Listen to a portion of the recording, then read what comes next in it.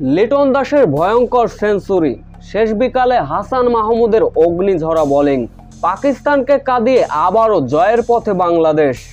অথচ একটা সময় বাংলাদেশের চিন্তা ছিল দলীয় সর্বনিম্ন রানের লজ্জা এড়ানোর, কেননা 26 রানে 6 উইকেটের পতন ঘটেছিল বাংলাদেশের।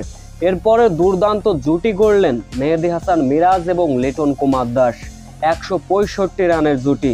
লিটন দাসেরও কি সেঞ্চুরি মিস হয়ে যাবে, এমন প্রশ্ন জেগেছিল বাংলাদেশি কোটি ক্রিকেট প্রেমীদের। কিন্তু হাসান মাহমুদের বুদ্ধিমত্তায় অবশেষে 171 বলে দুর্দান্ত এক সেঞ্চুরি তুলে নেন লিটন কুমার দাস। সেঞ্চুরির পরে টি-20 মেজাজে ব্যাটিং করলেন লিটন কুমার দাস। 228 বল, 13টি বাউন্ডারি, 4টি ওভার বাউন্ডারিতে লিটন দাসের দুর্দান্ত ইনিংসটি সামনে 138 রানে, যার ফলে সব কয়টি উইকেট হারিয়ে 262-তে থামে বাংলাদেশের ইনিংস। শেষ বিকালে ব্যাটিংয়ে নামে পাকিস্তান, বোলিং ভেলকি দেখালেন হাসান মাহমুদ। পাকিস্তানের দলীয় 7 রানের মাথায় আবদুল্লাহ শফিককে ফেরান এই ফাস্ট বোলার।